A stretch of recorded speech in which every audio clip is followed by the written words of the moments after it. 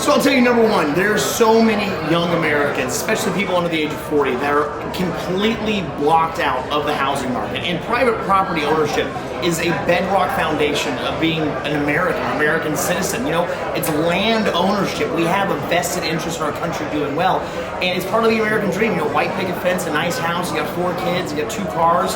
That's what everybody's aspiring for. But unfortunately, because of multinational conglomerates and spineless politicians who just want to make donors happy and get more money inside of their coffers, we have a nation of an entire generation that is forced to be renters. They're forced to not own anything, they're forced to own nothing and be told that they have to be happy. So when we start looking, especially here in Florida, well, why are housing prices so high? Number one, you've got BlackRock coming in, you've got people doing Airbnb and stuff. Let me tell you, Florida is not a place for investors. Florida is a place for families. And we have got to prioritize that. We have got to stop multinational conglomerates like Blackstone coming here and buying up single-family homes so that they can artificially inflate the housing market, so that they can charge exorbitant costs on renters. Now, but also we have to look at why does it cost so much to build a home?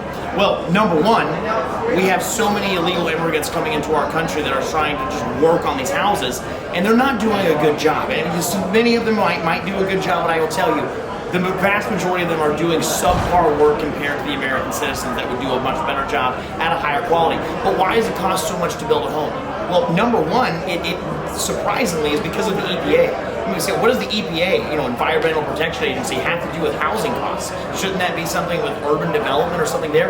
No, the federal government has grown so large that the EPA is putting so many restrictions and so many guidelines on what it has to do to be able to pass certifications, requirements to make home building products, whether we're talking about lumber, whether we're talking about steel, whether we're talking about sheetrock, whatever we're talking about, the EPA has put so many restrictions on it, they have bottlenecked the free market, and they have been made it incapable for small businesses to be able to go out and be able to compete to lower prices. So we've got to attack this on a lot of fronts, but the number one that I think could help Southwest Floridians is we have got to offer a tax rebate to be able to make sure that people can afford their flood insurance here in the state of Florida.